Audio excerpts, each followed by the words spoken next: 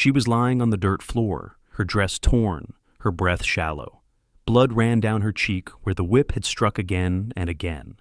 The room was dark, the air heavy with dust and silence, except for the sound of her husband's boots pacing, the cruel whistle of leather cutting the air. Her 3 little girls huddled in the corner, too afraid to cry. Just as the whip rose one more time, the light shifted. A shadow stretched across the doorway, tall and still. The husband froze. The woman lifted her eyes, blurry with tears, and saw a figure standing against the sun. A stranger, silent, watching. In that moment, the air changed, and for the first time in years, hope flickered inside her broken heart. Her name was Anna Quinn, a woman no older than 25, yet her face carried the weight of 50 hard years. Life had carved sorrow into her eyes, but her beauty still lingered in the softness of her smile, a smile she rarely let slip anymore. She had given her husband 3 daughters, each one a miracle in her arms, yet to him they were curses, punishments for not bearing him a son. Each child brought her joy, and each birth brought her pain, not from labor alone, but from the lash of his anger that followed. Her body bore bruises hidden beneath fabric, but her heart carried wounds far deeper. Still, she endured, because when her little girls pressed their small hands into hers, she remembered why she was still alive. They were the only reason she breathed, the only light in her endless night. His name was James Thorne, a man built of silence and shadows. The years had hardened his face, and the sun had burned his skin into leather, but his eyes still carried a sorrow that no work could erase. Once, he had known love, a wife who filled his cabin with laughter, dreams of children who never came. But the prairie can be cruel, and death had taken her from him before those dreams could grow. Since then, his days were measured by the swing of an axe, the creak of saddle leather, the lowing of cattle in the distance. Nights were colder still, the house too large for one man, the silence pressing on him like a weight. People in town called him the lonely rancher, and he never argued, because it was true. His land stretched wide, but his heart had been left empty. He told himself he needed no one.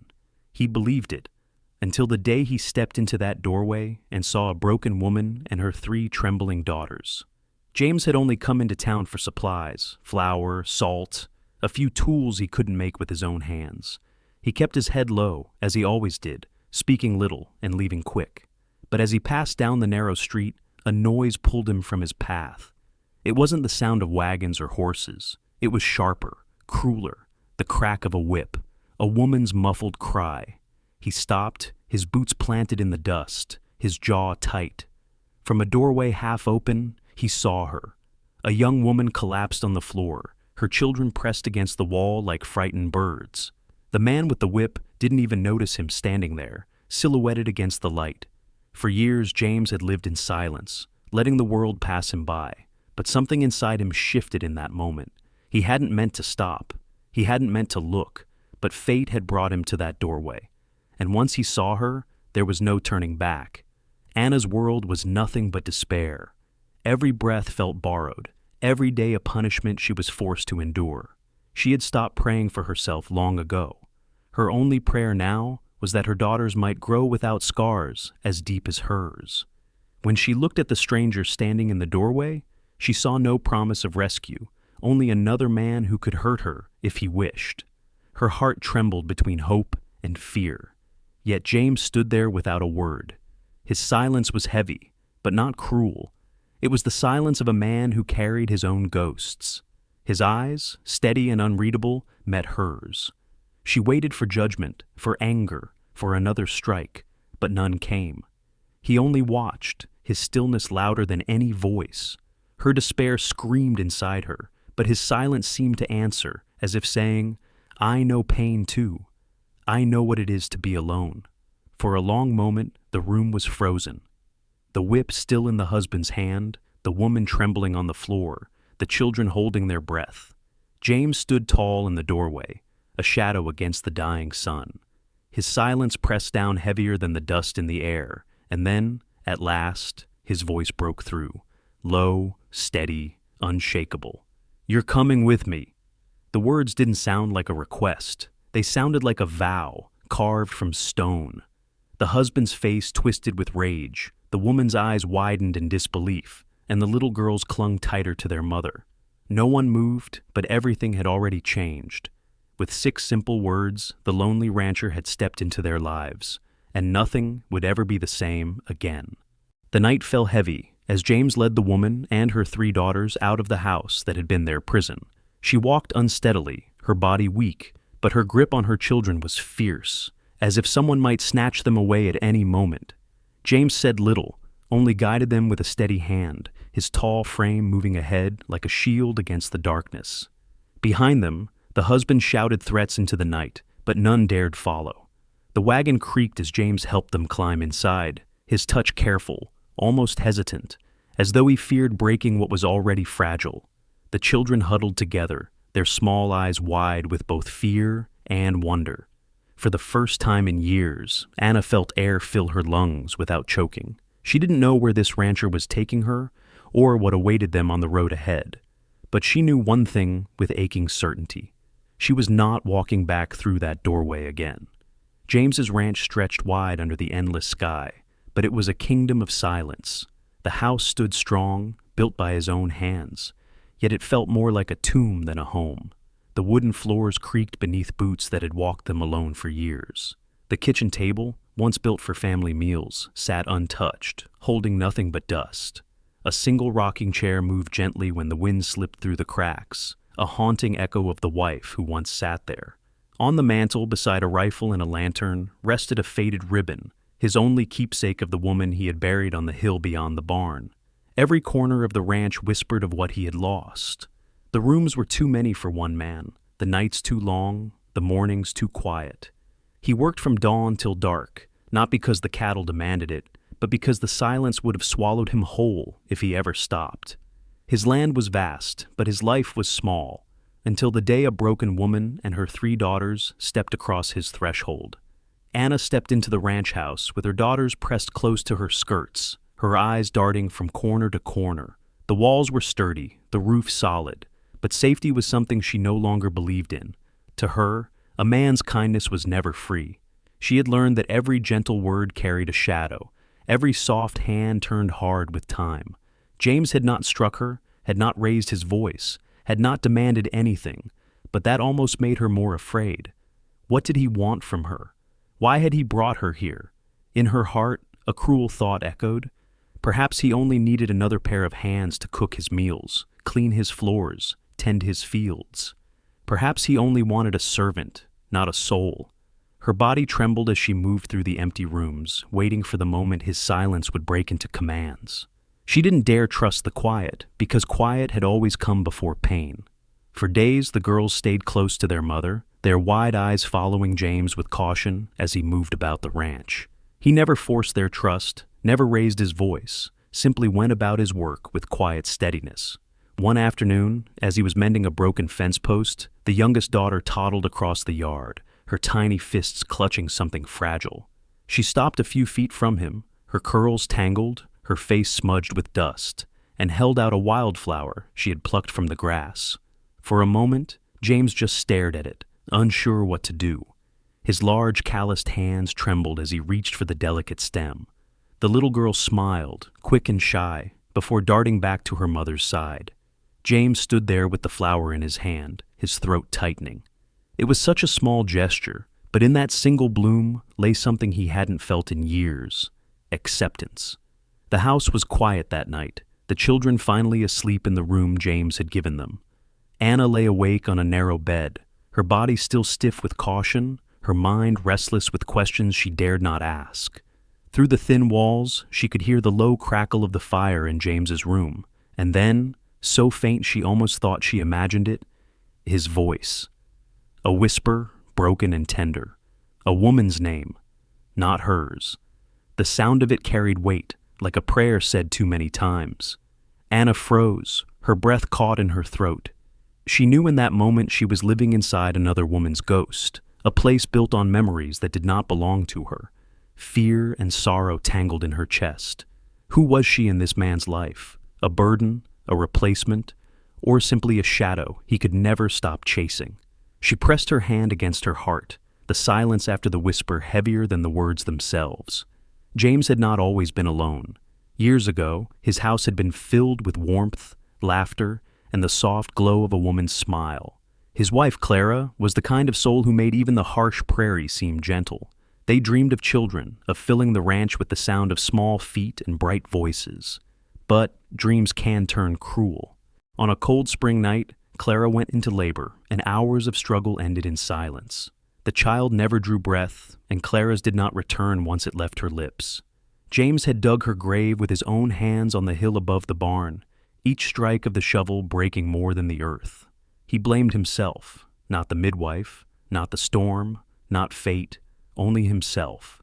If he hadn't pushed for more, if he hadn't wished so hard for a family, she might still be alive. From that day forward, he sealed his heart. He swore never to remarry, never to risk hope again. His life became his work, his punishment, his penance. The ranch survived, but James only existed, carrying a grief that turned every sunrise into another reminder of what he had lost. Anna had been only 16 when her parents gave her hand in marriage, believing they were securing her future. What they had really done was deliver her into a prison she could not escape. At first she clung to hope, telling herself that her husband's temper would soften with time, that kindness would grow in the cracks of his anger. But cruelty does not fade, it sharpens.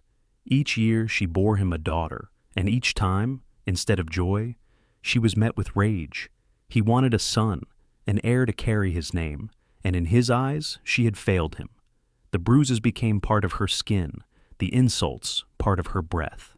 She stopped dreaming of freedom, stopped believing she was worth more than his fists told her she was.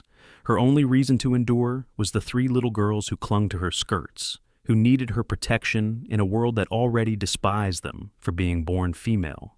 She told herself that if she could survive, if she could just keep breathing, maybe one day her daughters would not have to live in chains like hers. Though they came from different worlds, James and Anna carried wounds that looked the same beneath the skin. He had lost a wife to death. She had lost herself to a marriage that was little more than slow destruction. He blamed himself for not protecting the life he loved.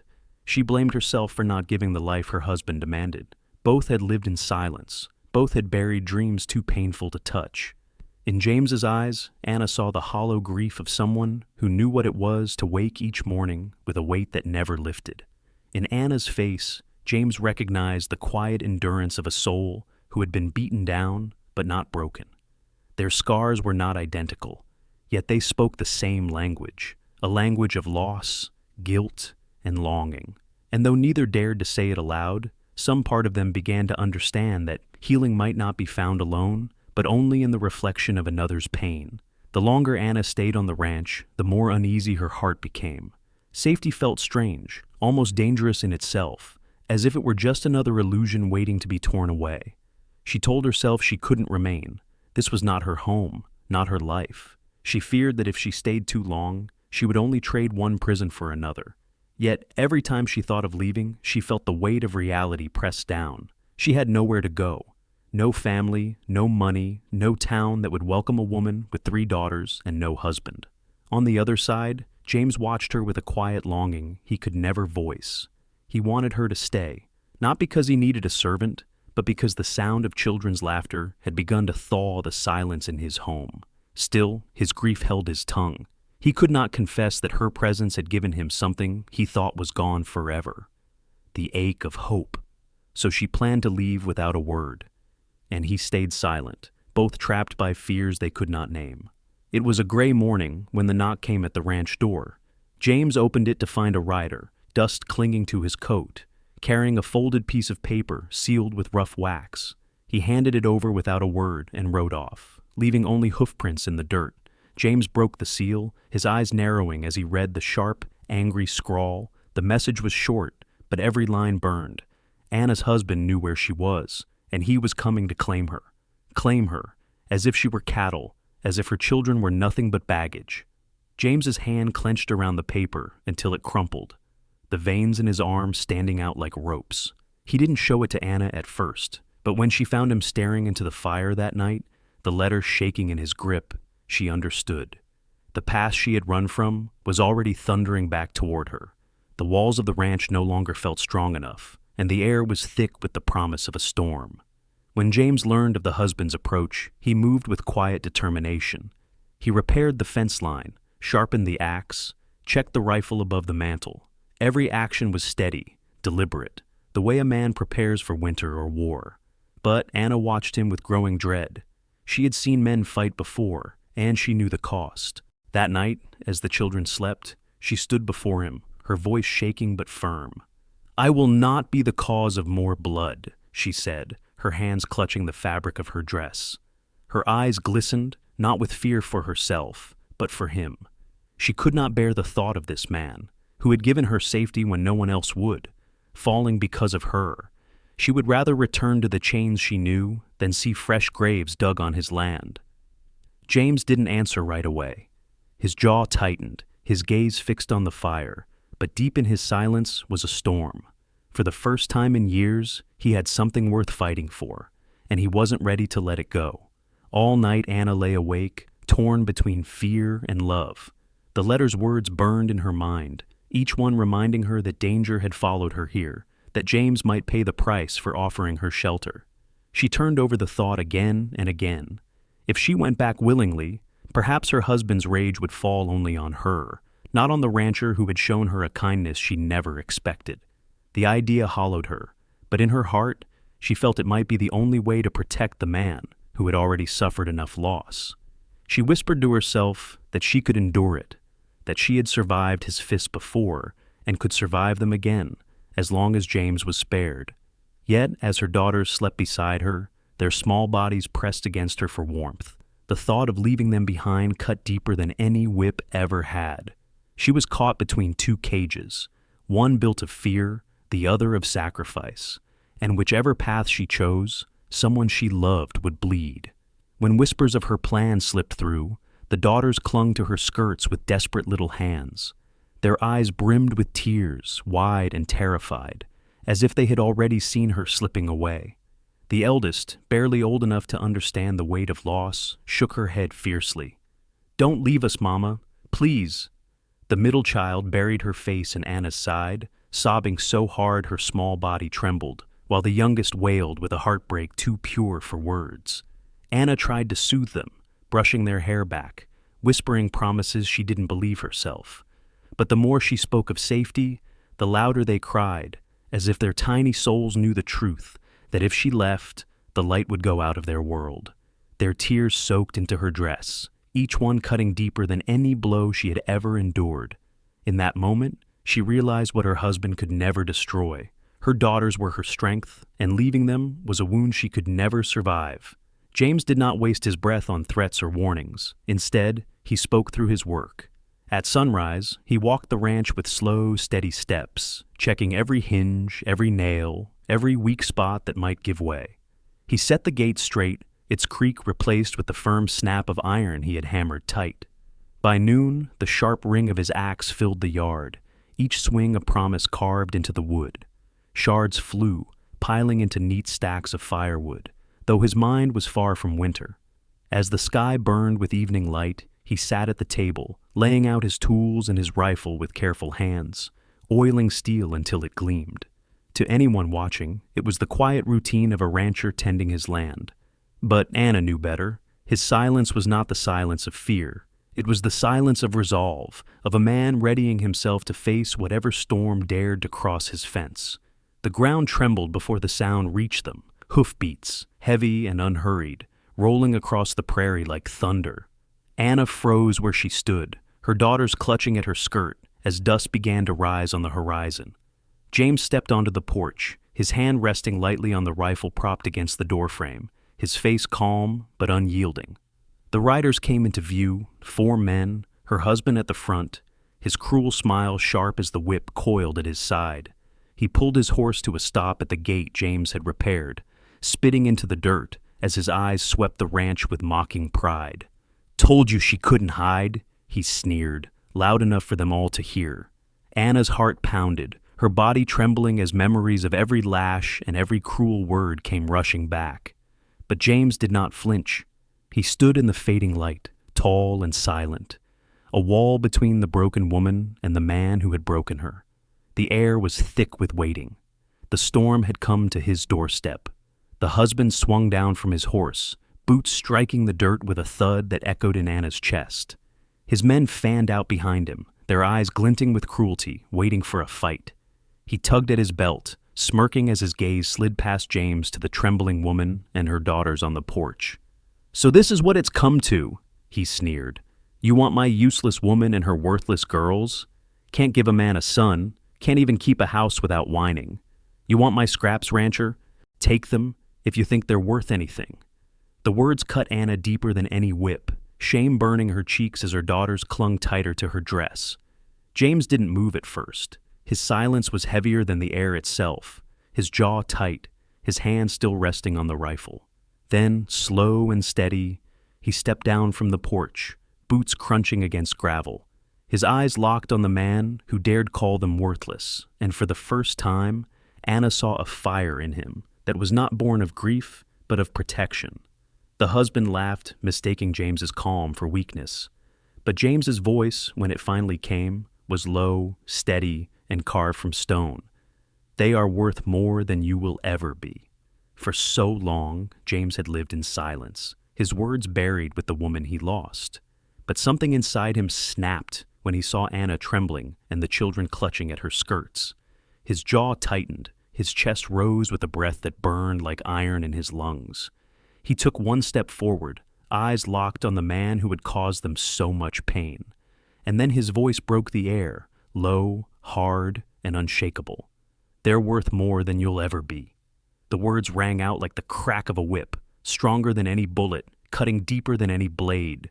Anna gasped, her heart pounding, for it was the first time she heard him speak with such fire. The husband's smirk faltered, the laughter in his men's throats stilled, and for one brief moment, the world seemed to freeze, waiting to see if the quiet rancher's fury would explode into storm.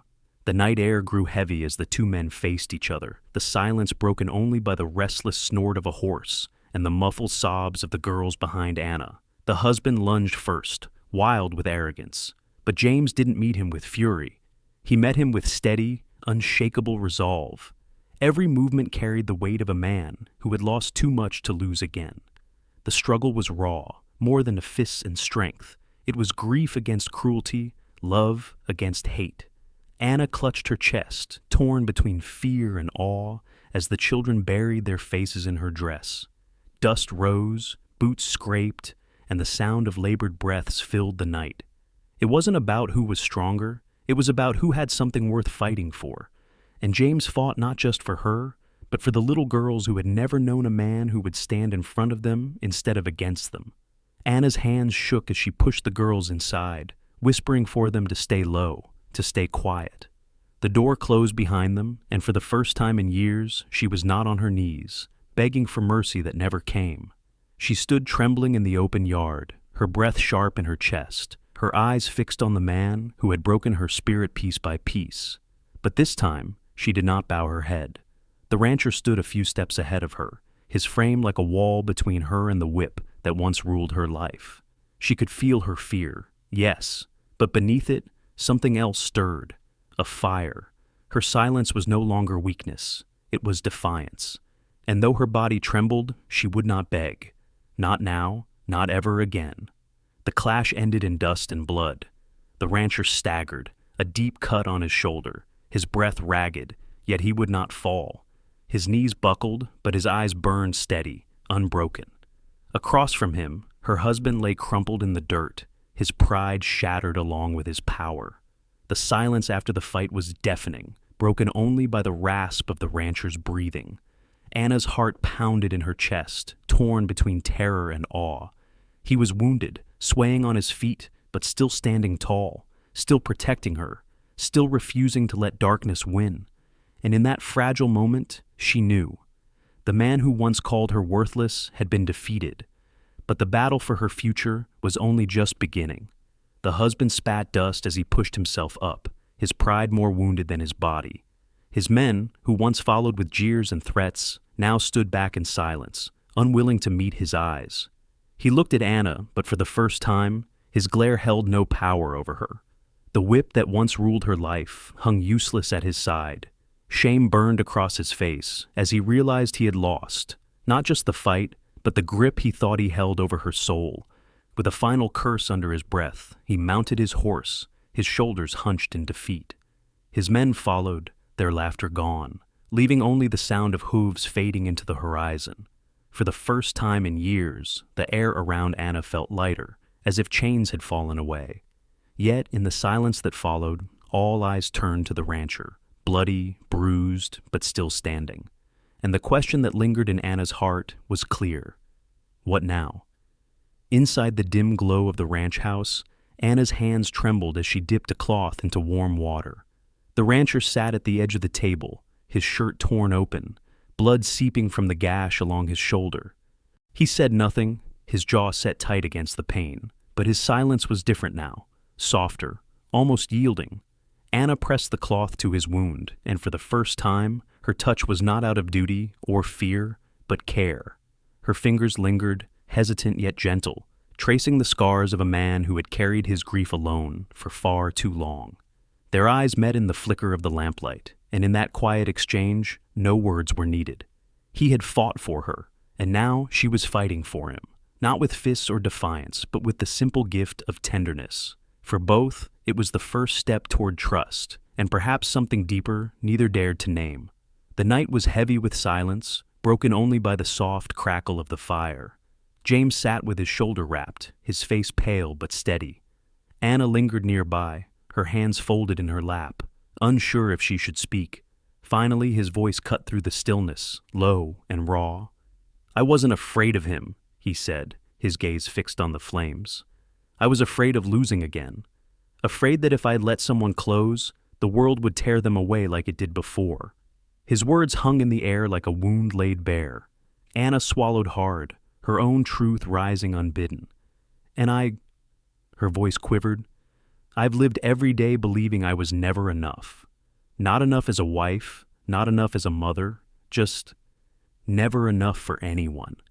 The room seemed to tighten around them, two broken souls confessing the weight they had carried alone. For the first time, their fears stood side by side, not as shackles, but as a bridge drawing them closer. In the glow of the firelight, there was no judgment, only understanding, and in that fragile moment, hope began to stir. The wide fields stretched beneath the evening sky, glowing with the last light of day. Anna's 3 little girls ran barefoot through the tall grass, their laughter rising like music, chasing each other until their voices echoed across the valley. For years, the ranch had been empty, its halls silent, its rooms heavy with grief. But now, the sound of joy poured into every corner, filling what had once been hollow with life again. From the porch, Anna and James stood side by side, watching the children's carefree play. For the first time in a long time, the house was no longer just walls and timber. It was a home, and in their hearts, both broken souls felt the same quiet truth. They had found the family they thought they'd lost forever. The wind whispered softly across the open plains as the sun sank behind the hills, casting long shadows over the ranch. James stood with Anna on the porch, their shoulders brushing lightly, as the children's laughter rolled through the air like a promise of tomorrow. The silence that had once haunted his nights was gone, replaced by the warmth of voices and the comfort of belonging. He no longer carried the weight of an empty house or the ache of endless loneliness. She no longer bore the chains of fear or the wounds of being unwanted. Together, they had found something neither dared to hope for, a second chance. For the first time, the lonely rancher wasn't alone anymore, and neither was she.